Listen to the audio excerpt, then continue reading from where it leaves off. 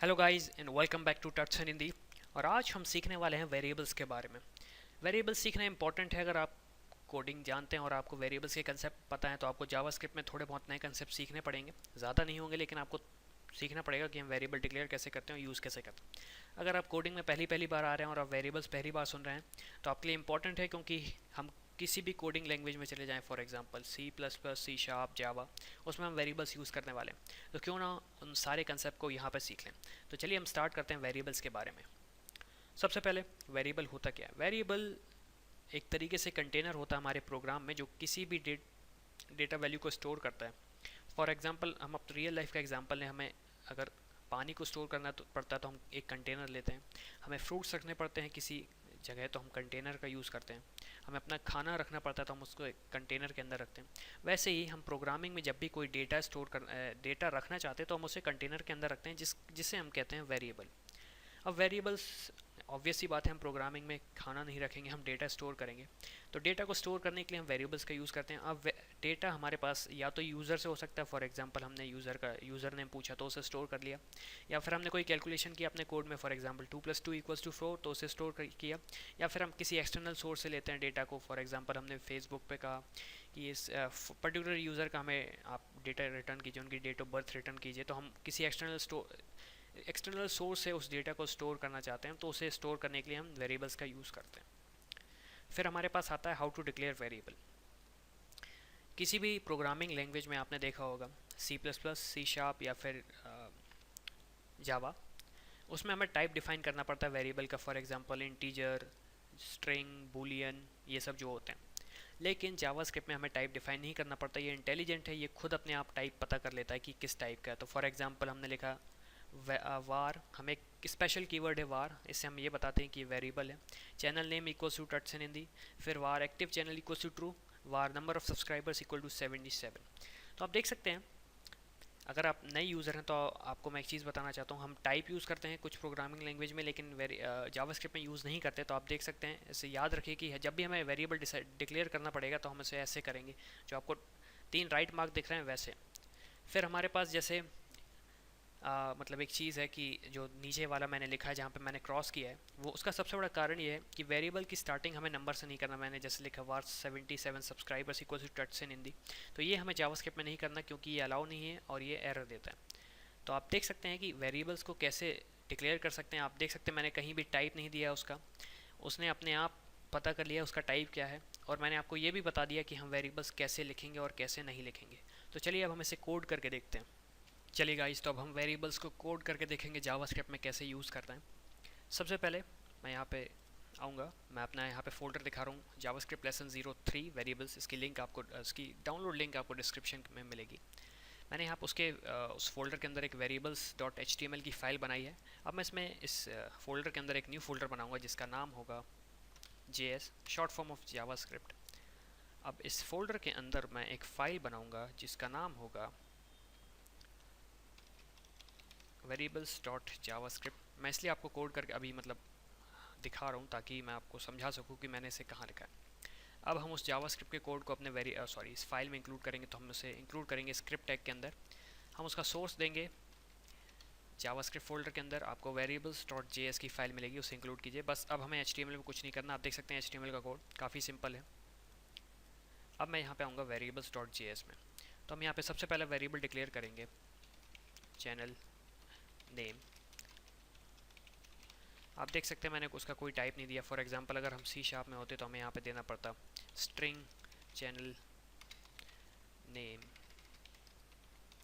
Equals to, जो भी हमें करना पड़ता था वो हमने नहीं किया यहाँ पे क्योंकि हमें यहाँ पे टाइप नहीं देना। फिर हम दूसरा वेरिएबल बनाते हैं नंबर ऑफ सब्स। यहाँ पे मैंने कैमल केसिंग यूज़ की है। कैमल केसिंग मतलब हमारा पहला कैरेक्टर, जो सबसे पहला कैरेक्टर है वो स्मॉल रहेगा और बाकी जो भी, जैसे यहाँ पे ऑफ का ओ कैपिटल होगा, सब्सक्राइबर का एस कैपिटल होगा। फिर मैंने यहाँ पे वेरिएबल बनाया channel is active equals to true. तो आप देख सकते हैं यहाँ पे मैंने 3 वेरिएबल डिक्लेयर किए, तीनों के डिफरेंट टाइप हैं, स्ट्रिंग, इंटीजर और बुलियन। अब मैं यहाँ पे इन्हें आउटपुट करता हूँ। तो मैं यहाँ पे लिखूँगा डॉट राइट और यहाँ पे मैं लिखूँगा चैनल नेम इज़, यहाँ पे एक चीज़ मैं करना भूल गया, and counting comment.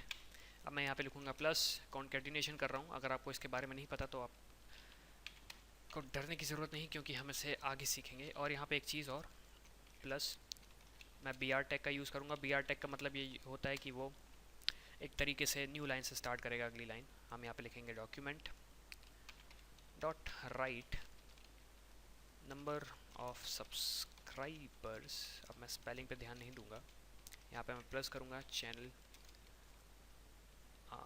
Number of subscribers, और प्लस बी आर मैं इसलिए कर रहा हूँ ताकि न्यू लाइन से आए। और फिर मैं लिखूँगा डॉक्यूमेंट डॉट राइट। अगर आप डॉक्यूमेंट डॉट राइट के बारे में नहीं समझ पा रहे तो इस पर ज़्यादा ध्यान नहीं दीजिए, क्योंकि इसे हम ज़्यादा यूज़ भी नहीं करने वाले जावास्क्रिप्ट में। फिर हम यहाँ लिखेंगे इस channel is your channel active. हम क्वेश्चन पूछ रहे हैं और इसका आंसर है ऑफ कोर्स यस है उसका आंसर, तो हम यहाँ पे लिखेंगे चैनल एक्टिव इज़ एक्टिव। और यहाँ पे बी आर टैग की ज़रूरत नहीं, लेकिन मैं फिर भी लगा देता हूँ।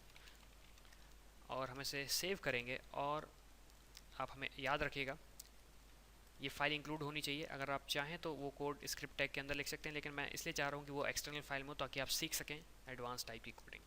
अब मैं यहाँ पे रन करूँगा, आप देख लीजिएगा कि आपकी ये फाइल इंक्लूडेड होनी चाहिए। अब मैं इसे रन करूँगा, सॉरी मैं variables.html की फाइल को रन करूँगा। और मैंने जैसे ही रन किया हमारे पास लिखा आ गया चैनल नेम इक्वल्स टू टटसन Hindi, number of subscribers equal to 77 और is your channel active true. तो ये तो हमारे वेरिएबल हुए। मैं एक चीज़ आपको बताना चाहता हूँ, फॉर एग्जांपल आप कभी भी एक्सटर्नल स्टाइल शीट यूज़ करें तो आप यहाँ पे ये कर सकते हैं, व्यू पेज सोर्स करें और आपके पास पेज सोर्स आ जाएगा। ऑफ कोर्स आप जो भी लिंक आपको, जैसे एक्सटर्नल स्क्रिप्ट की लिंक है तो आप इस पर क्लिक कीजिए। अगर आपको वो जावास्क्रिप्ट दिख रहा है जो आपने लिखा है, इसका मतलब ये है कि वो अच्छे से लिंक्ड है। और अगर वो नहीं दिख रहा है तो इसका मतलब वो लिंक नहीं है, तो आपको चेक करना पड़ेगा। ये एक थोड़ा सा मेरा मतलब जो पर्सनली यूज़ करता हूँ मैं, जिससे मुझे पता पड़ता है कि अगर कुछ चीज़ चले ना तो मुझे सबसे पहले ये देखता हूँ कि वो लिंक है कि नहीं। अब आपने ये देख लिया तरीका सही वेरिएबल्स डिक्लेयर करने का। मैं आपको एक चीज़ दिखाना चाहता हूँ। अब मैं यहाँ पे एक तीर से दो निशाने करना चाहता हूँ। वो ये कि मैं आपको दिखाऊंगा कि हम वेरिएबल कैसे गलत तरीके से डिक्लेयर कर सकते हैं और जो हमारे कोड में एरर आती है उसे कैसे रेक्टिफाई करेंगे। मैं यहाँ पे लिखूँगा var 7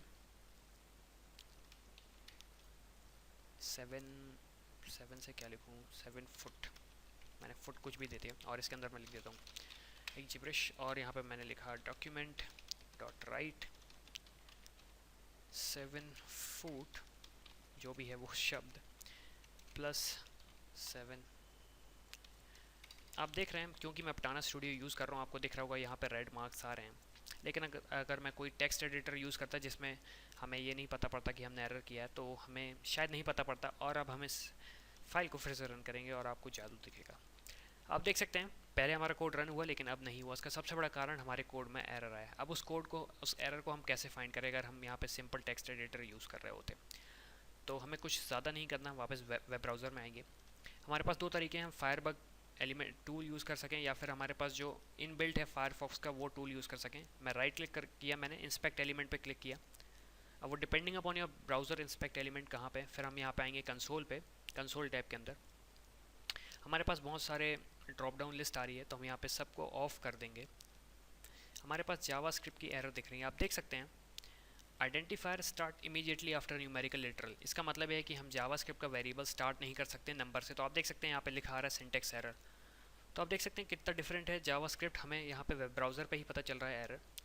तो अब जैसे आप देख सकते हैं यहाँ पे लिखा वेरिएबल्स JS9, मैं यहाँ पे क्लिक करूँगा तो मुझे यहाँ पे लाइन तक उन्होंने हाईलाइट करके दे दिया है कि यहाँ पे मेरी एरर है। तो मैं यहाँ तो उसे एडिट नहीं कर सकता, मैं इसे यहाँ से क्लोज़ करूँगा और हम यहाँ पे वापस आएंगे। और आप देख सकते हैं हमारी यहाँ पे एरर आ रही थी, ऑफ कोर्स उसे पता था एरर आ रही है, तो हम इस एरर को हटाएंगे। हम इसे कमेंट कर देते हैं अभी के लिए और अब हम सोचते हैं कि हमारा कोड फिर से रन होगा और अब हम इसे फिर से रन करते हैं। और आप देख सकते हैं फिर एरर आ रही है। अब एरर आ रही है 11 नंबर पे, लेकिन मुझे पता नहीं वो कहाँ पे। तो मैं यहाँ पे क्लिक करूँगा और मुझे वो लाइन हाईलाइट होके मिल गई। अब मैं इसे फिर से क्लोज़ करूँगा और वहाँ यहाँ पे वापस आऊँगा और मैं इसे फिर से कमेंट कर दूँगा और मैं इसे रन करूँगा वापस। और आप देख सकते हैं ये कुछ एरर हैं वो इंटरनल ब्राउज़र के एरर हैं कुछ। हाँ मैंने एनकोडिंग नहीं किया तो उसकी एरर, लेकिन वो हम नहीं सीख रहे हैं अभी। लेकिन हम सिर्फ जावास्क्रिप्ट देख रहे हैं तो हमारा जावास्क्रिप्ट टोटली सही चल रहा है।